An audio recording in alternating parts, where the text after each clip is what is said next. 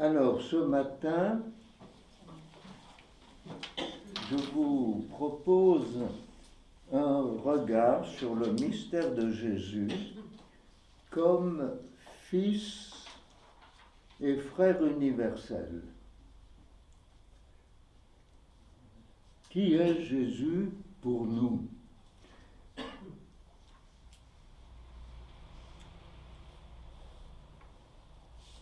Je propose deux textes pour notre journée.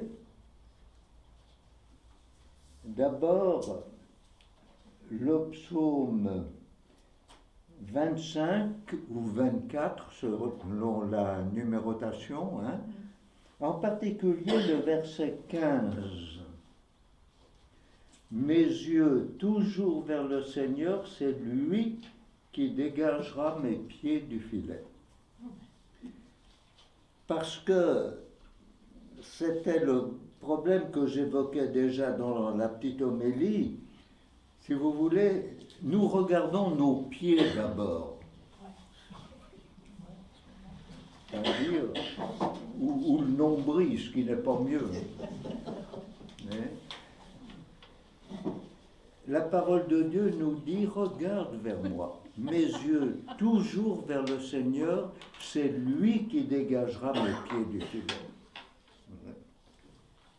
Et ça rejoint l'impératif de la règle de Saint Benoît, ne rien avoir de plus cher que le Christ. Le regard doit être d'abord sur lui, pas d'abord à mesurer où on en est sur le chemin de la perfection, mais regarder vers lui. Mes yeux toujours vers le Seigneur, c'est lui qui dégagera mes pieds du filet. Jésus nous dit, mais enfin regarde vers moi, regarde pas tes pieds. C'est comme quand on dit toujours, attention la marche, finalement, on finit par la rater et on tombe. Vous voyez, c'est une orientation du regard, comme dans la parabole de l'évangile d'aujourd'hui. On va tout de suite voir quel terrain on est. Et on oublie le geste généreux du Sommeur qui nous dit, mais moi je sème partout. Dans les ronces, sur les cailloux, dans la bonne terre, à l'intérieur, à l'extérieur des limites. Vous voyez ? C'est très important ça. Et le deuxième texte que je vous propose, c'est l'évangile de Luc, chapitre 10, versets 21 à 24. Luc 10, 21, 24.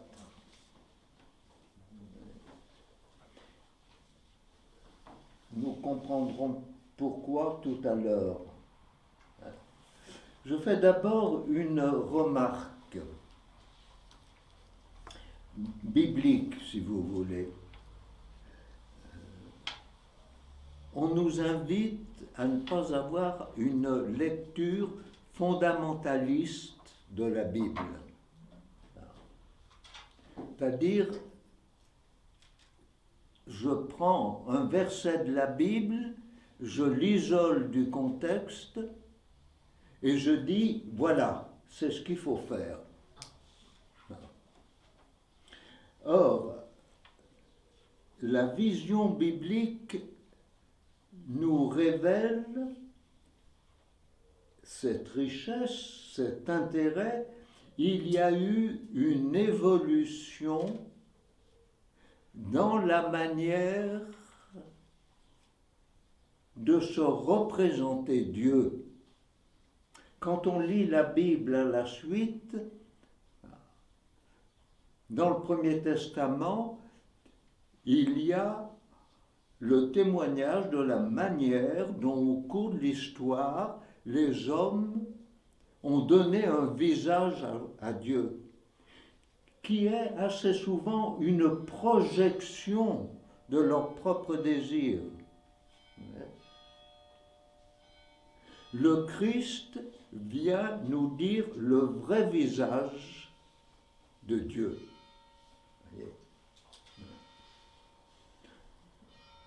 Pour un chrétien,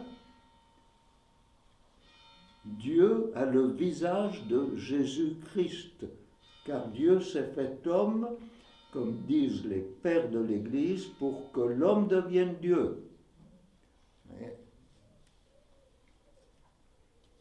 Donc il nous faut regarder le Christ.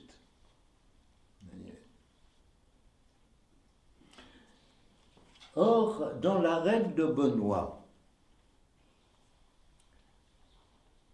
les deux pôles de la piété du moine, et donc des oblats et des oblates, c'est la Trinité et la croix, les deux.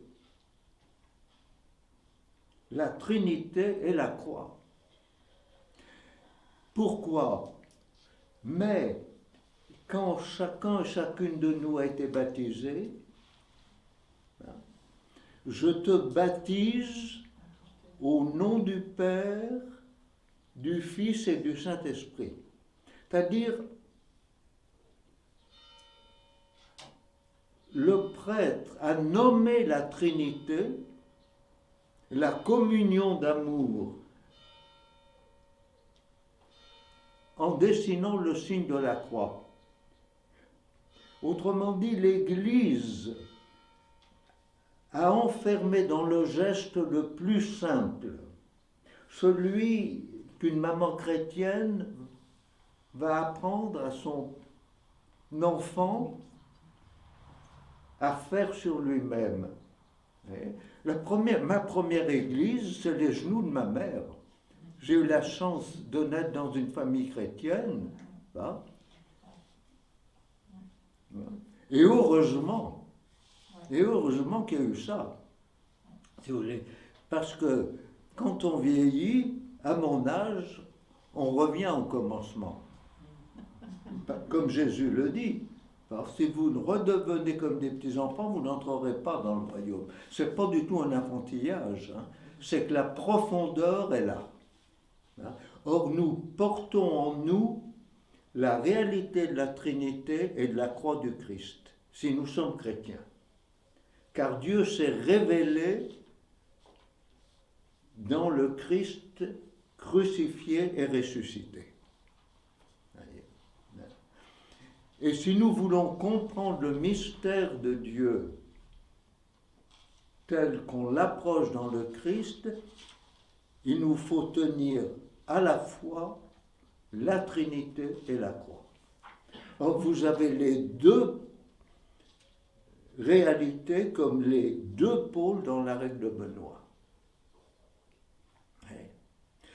On oublie sans arrêt, et je trouve qu'on ne le dit pas assez dans les commentaires de la règle, que c'est Benoît qui a réintroduit la Trinité dans la liturgie qu'il propose. C'est lui qui a demandé la doxologie à la fin de chaque psaume. C'est lui qui dit on se lèvera tous par révérence pour la Sainte Trinité. C'est lui qui a introduit la doxologie trinitaire après le sous-chipé de la profession. Et la croix, eh bien c'est évident, puisque à l'époque de Benoît, il y avait l'hérésie arienne, voyez, qui niait la divinité du Christ. En disant le Christ est un homme, un grand prophète, mais c'est un homme seulement. Alors Benoît dans la règle va seulement parler du Christ Seigneur, donc de sa divinité, sauf il y a un seul événement de sa vie publique qu'il nomme, c'est la passion et la résurrection.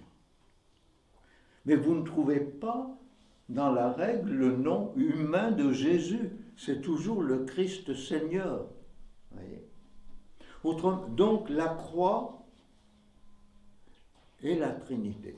C'est-à-dire, il ne peut pas y avoir de communion dans l'amour qui ne jaillisse du mystère de la croix rédemptrice.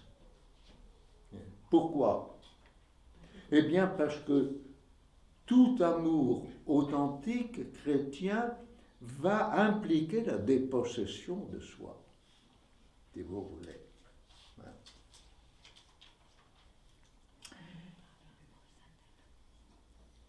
Alors, pour illustrer ça un petit peu, si vous voulez,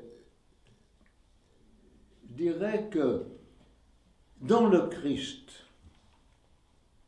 Dieu s'est donné à voir, à entendre. Il a pris un visage d'homme. Pourquoi? Mais parce que c'est vital d'avoir un autre visage que le sien pour savoir qui on est.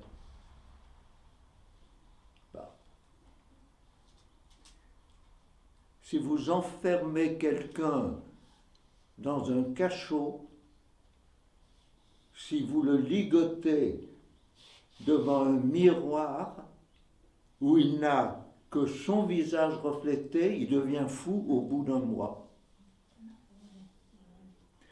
L'être humain, pour désarmer de lui-même, a besoin de lire dans le regard d'un autre qu'il existe et qu'il est aimé. Quand Dieu prend visage, je dirais Dieu a compris cela. Voyez.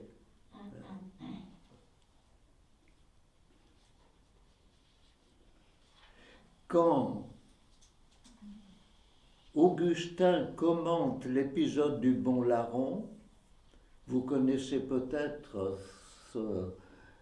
cette histoire que raconte Augustin. Augustin dit, dans un sermon qui n'est peut-être pas de lui, mais d'un de ses disciples, disent les spécialistes, il dit, quand j'arriverai au ciel, je veux poser une question au bon larron. Comment se fait-il qu'au dernier moment, tu aies reconnu dans ce compagnon de supplice le Messie annoncé par les Écritures? Est-ce que par hasard, entre deux brigandages, tu as lu les poèmes du serviteur souffrant d'Isaïe? Et il met dans la bouche du bon larron cette réponse extraordinaire: « Oh non, je n'ai jamais lu les Écritures. Mais Jésus m'a regardé et dans son regard, j'ai tout compris. » Voilà. Le salut, c'est d'arriver à plonger son regard dans un autre regard. Et le regard de Jésus, c'est le regard de Dieu.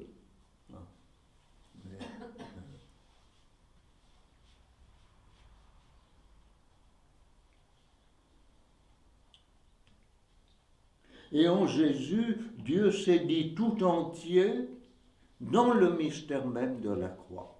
Si vous voulez, c'est la révolution du christianisme, ça. C'est le renversement complet. Ça. Dieu ne s'est pas seulement fait homme, il a assumé toute la souffrance et la mort de l'homme.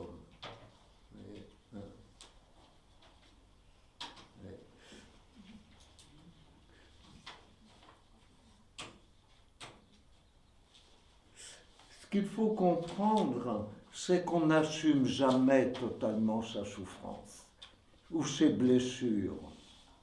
Voyez,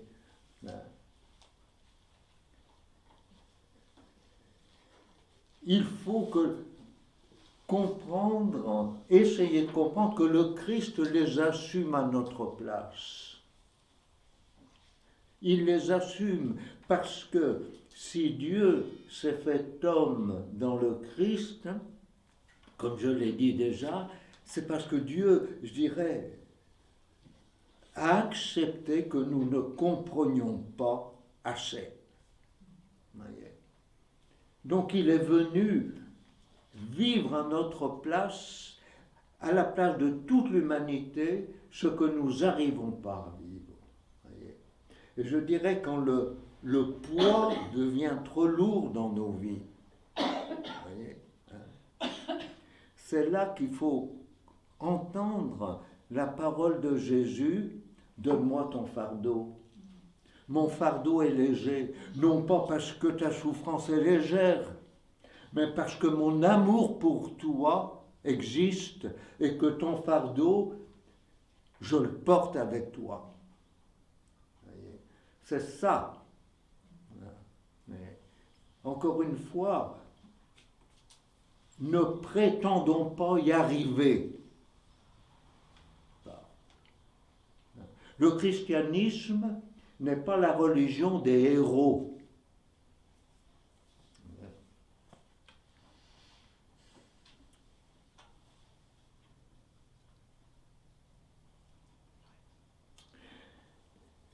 Quand nous trouvons dans l'évangile de Jean cette réponse à Jésus à Philippe, vous savez, quand Philippe dit à Jésus, montre-nous le Père et cela nous suffit.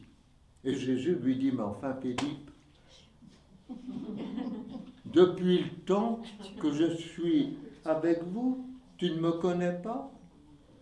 Celui qui m'a vu a vu le Père. Celui qui m'a vu a vu le Père. C'est-à-dire, ne va pas chercher un Dieu en dehors de ce que tu découvres en moi. Voyez?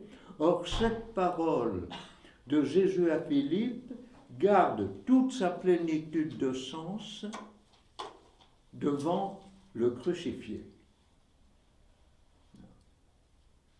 Jésus en croix, comme disent les pères de l'Église, c'est la deuxième personne de la Trinité qui est clouée sur la croix.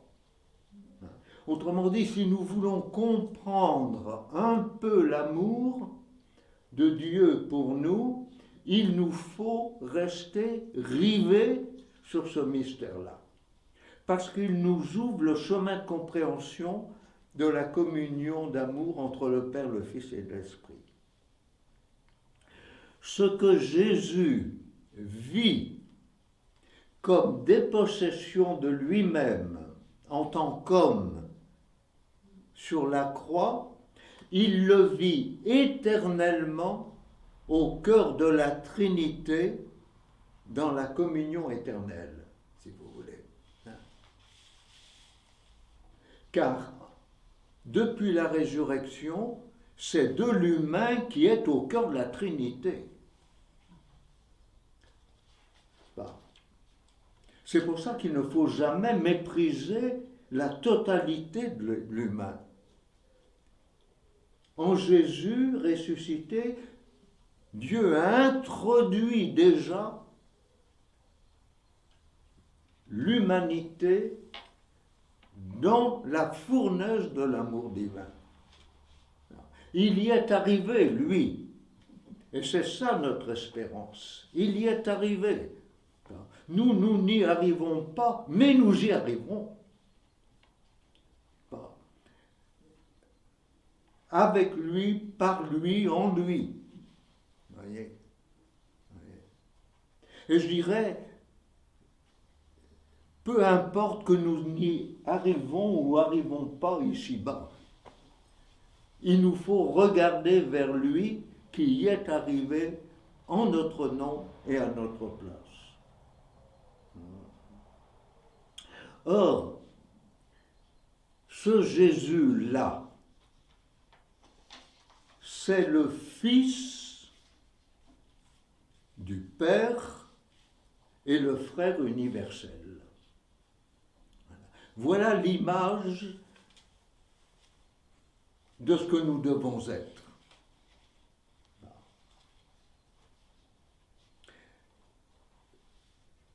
Quand Dieu se fait homme en Jésus, le Père vient nous dire quel est son dessein sur toute l'humanité. Rien d'autre que de nous montrer en Jésus comment être humain jusqu'au bout selon la pensée du Père. L'Évangile, c'est ça.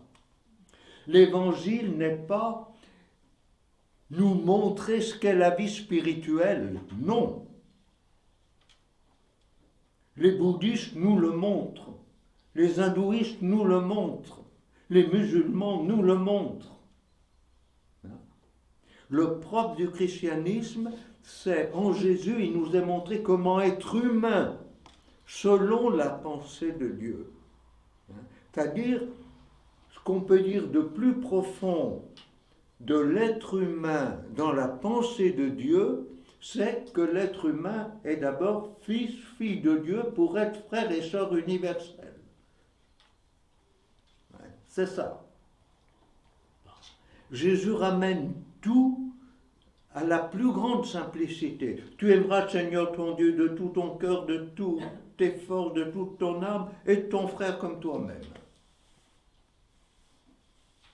Si tu vis ça, tu es au cœur de la Trinité. C'est ça.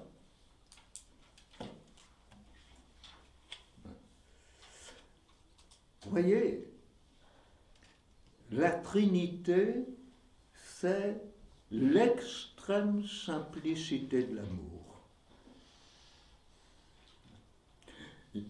Le mystère de Dieu, c'est qu'il est purement et simplement de l'amour. Un acte pur et simple d'amour infini. Pur et simple, mais attention, simple au sens étymologique du mot en latin. Simpliciter. Si vous décortiquez, il y a le mot qui veut dire pli et le préfixe sine, sans. C'est-à-dire l'amour de Dieu, c'est l'amour qui ne fait pas un pli. C'est un amour simple, pur, au sens physique du mot. Pas pureté morale, toujours ça. Non, au sens chimique. C'est un acte pur et simple d'amour, c'est-à-dire sans pli, sans repli sur soi, sans faux pli, et je dirais sans surpli.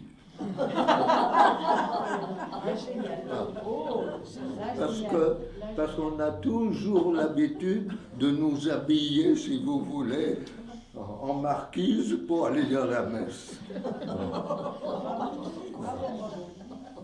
Bon. Alors, bien sûr qu'il faut un habit liturgique. Mais vous savez, un jour où on se battait en 4-4 sur la liturgie, j'ai demandé la parole. Et j'ai dit, est-ce qu'il y a un frère qui peut me dire quel est le vêtement liturgique du Christ? Alors, et j'ai dit, il a deux vêtements liturgiques. La tunique sans couture qu'on lui arrache sur la croix, qui est le signe de l'unité, et le tablier de service pour laver les pieds.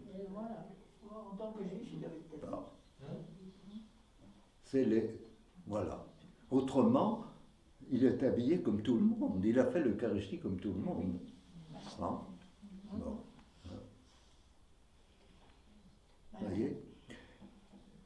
Je n'ai rien contre les vêtements liturgiques et j'aime quand ils sont beaux. Mais c'est pour dire, vous voyez, qu'on a habillé le Christ par de tas d'oripeaux.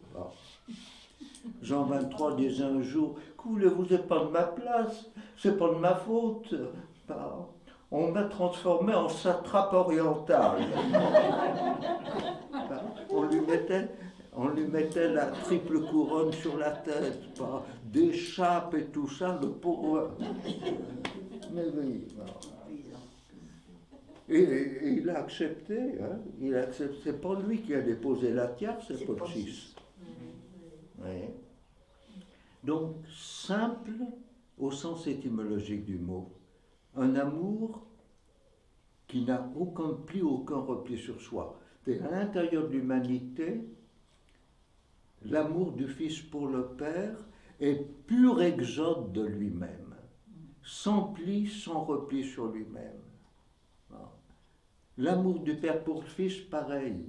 Et l'amour de l'Esprit Saint, hein, il est la gratuité, la pauvreté absolue au cœur de la Trinité, l'Esprit Saint. Car il ne peut pas y avoir d'amour sans pauvreté. Quand un mari dit à sa femme ou une femme à son mari, « Tu es toute ma joie », c'est une parole de pauvreté. C'est-à-dire, sans toi, je suis perdu, même si on se picasse par ailleurs. Hein. Bon. Mais un vieux couple, comme j'en ai connu, qui ont fêté leurs 50 ans ou leurs 60 ans de mariage, je les ai entendus se picasser entre eux. Ben oui, c'est humain. Ça n'a rien contre l'amour, ça. Comme on s'agace en communauté. Comme on s'agace en communauté sans arrêt. Mais l'agacement, c'est pas grave. Et si on sait se laver les pieds les uns aux autres, c'est ça. Quand l'amour se fait service, car Dieu, en Jésus, nous dit que l'essentiel de l'amour, c'est pas ce qu'on ressent. Il n'y a pas que ça dans l'amour. Bien sûr qu'il y a le sentiment, mais c'est le service. C'est le service.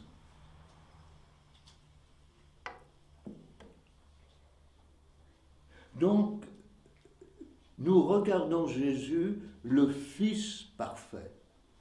Et pourquoi c'est si important de se découvrir fils et fille de Dieu? Mais parce que un être humain qui arrête de se considérer comme fils, c'est qu'il a renoncé à grandir, à croître. Or, nous sommes appelés, c'est l'image de la mère abbesse, là, hein, la vie en abondance, c'est la parole de Jésus, je suis venu pour qu'ils aient la vie qu'il est en abondance. Car se considérer comme fils par rapport à Dieu, c'est comprendre que Dieu m'appelle à grandir jusqu'à mon terme, jusqu'à mon plein épanouissement au cœur de la Trinité.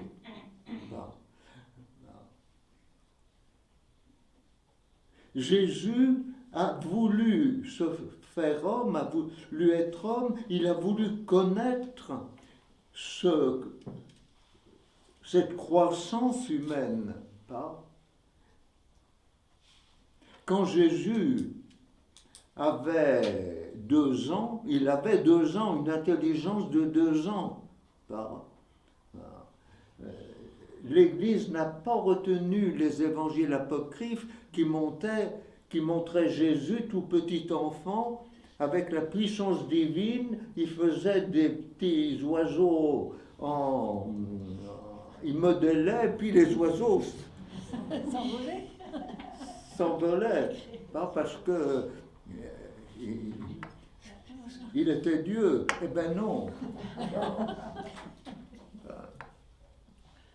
Comme enfant, il faisait caca pipi. Il faut quand même... C'est la réalité de l'humanité, si vous voulez. C'est tellement important, ça. Oui. On risque de désincarner le christianisme. Oui. Faites attention parce qu'on est à une époque où il y a une tendance du retour des gnoses. Oui.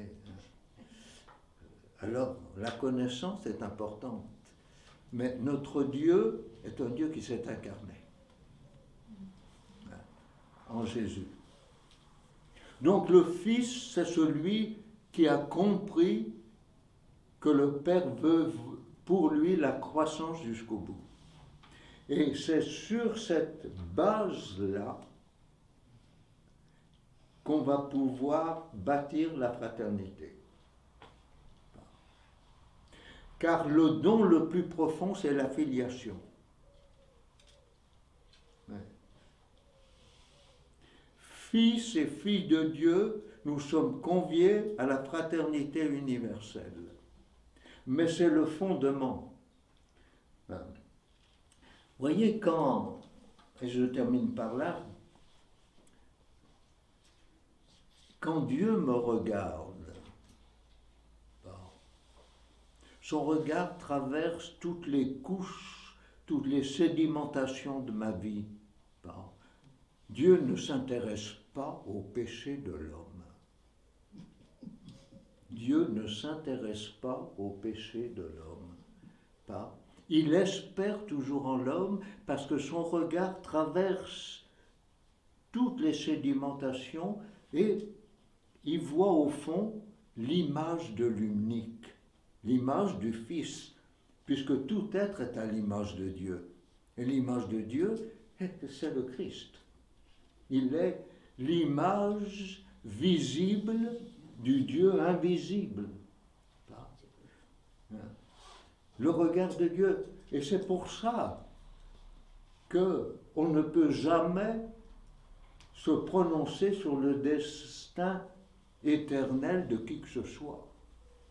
Car le regard de l'Église est trop court. Voyez, si vous voulez, on ne peut pas savoir. C'est pour ça que l'Église ne s'est jamais prononcée sur le destin. Ce n'est pas son problème. Son problème, c'est d'essayer de révéler le vrai visage de Dieu. Mais seul le Père peut voir la réalité, le dernier mot d'une vie. Et ce qui lui donne toujours confiance en l'être humain, c'est qu'au fond, derrière toutes les couches de péché, si graves puissent-ils être, il dit, mais enfin, il y a mon bien-aimé au fond. Alors pour certains, ça va se révéler qu'après la mort, pour certains. Mais ça, c'est le mystère de Dieu. Et c'est pour ça qu'à chaque Eucharistie, nous prions pas seulement pour les chrétiens catholiques, mais pour tous les hommes et les femmes, pour tous les défunts. Nous les remettons dans le cœur du Père, parce que nous les croyons fondamentalement fils et filles de Dieu. Et que nous voudrions pouvoir les considérer tous comme des frères et sœurs universels.